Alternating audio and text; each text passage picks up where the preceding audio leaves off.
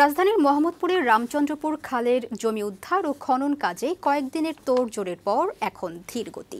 টানা ৩ দিনের অভিযানে খালের মোহাম্মদপুর অংশের ২০ বিঘা জমি দখলমুক্ত করা হলেও রয়ে গেছে অনেক বহুতল ভবন। সাদিক এগ্রো সহ বেশ কিছু স্থাপনা উচ্ছেদ করলেও খালের উপর গড়ে ওঠা অনেক স্থাপনা উচ্ছেদ না হয় ক্ষুব্ধ স্থানীয়রা। তাদের অভিযোগ, লোক দেখানো উচ্ছেদ চলছে। ফাহিম মুনায়েমের প্রতিবেদন। উচ্ছেদ অভিযানের পর গত এক সপ্তাহ ধরে রাজধানীর মোহাম্মদপুরে রামচন্দ্রপুর খাল খননের কাজ চললেও এখনও অনেক অবৈধ স্থাপনা রয়ে গেছে। সাদিক এগ্রো সহ বেশ কিছু স্থাপনা উচ্ছেদ হলেও এরপর অভিযানের গতি কমেছে। খালের উদ্ধার করা অংশে একটি মেশিন দিয়ে খননের কাজ করছে ডিএনসিসি। ঢাকা উত্তর সিটি কর্পোরেশনের নিজস্ব জমি, খাল ও রাস্তা দখল করে গড়ে তোলা সাদিক এগ্রো সহ ৭টিরও বেশি অবৈধ স্থাপনা উচ্ছেদ করে প্রায় ১০ বিঘা সম্পত্তি উদ্ধার করা হয়েছে।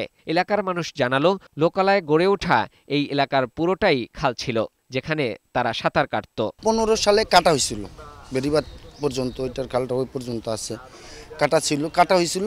এরপরে ট্রাক স্ট্যান্ড আইসা খালটারে বসছে, বলার পরে পরবর্তীতে আরো চলে গেছে। আশা করি এটা উদ্ধার হবে, কিন্তু কাজটা খুব দ্রুত করতে হবে এবং বেশি মেশিন নিয়ে যাতে খালটা তাড়াতাড়ি খনন করে, তাহলে হয়তো সম্ভব হবে। লাউতলা এলাকার রামচন্দ্রপুর খালের এ অংশের উপর ট্রাক স্ট্যান্ড ছিল। আরও ছিল বহুতল মার্কেট, কাঁচাবাজার, ওয়ার্কশপ, আবাসিক ভবন। সিএস ম্যাপে সমান্তরাল দুটি খাল ছিল, একটা মূলধারা, অন্যটা তার শাখা। উচ্ছেদ অভিযানের ফলে দুটি খালই ফিরে পাওয়ার কথা। অবৈধ স্থাপনা উচ্ছেদের পরই খাল খননের কাজও শুরু হয়েছে। এলাকাবাসী বলছে, সাদিক এগ্রো সহ বেশ কিছু স্থাপনা উচ্ছেদ করলেও খালের উপর এখনও স্থাপনা রয়ে গেছে, জানিয়ে তারা প্রশ্ন তুলেছেন। ষোলো কাজ করে যদি লোক দেখানো কাজ করে তো তার হইতেছে না। এটা সমাজে দেখালে আমরা খাল উচ্ছেদ করতেছি, কিন্তু এই হইব না তো, এটা করতে দ্রুত। আর না তো এরা ওই আস্তে আস্তে করে দিয়ে যাইব গা, আবার যেরকম আছে ওরকম হয়ে যাবো গা। মেয়র মহোদয়ের কাছে আমাদের এতটুকুই দাবি যে আপনি এটা উদ্ধার করছেন, উদ্ধার করে এটা খাল খনন করে দেন, এটার কারোর লিশি দিয়েন না। সিএস ম্যাপ অনুযায়ী খালটির মোট দৈর্ঘ্য ৩.65 কিলোমিটার।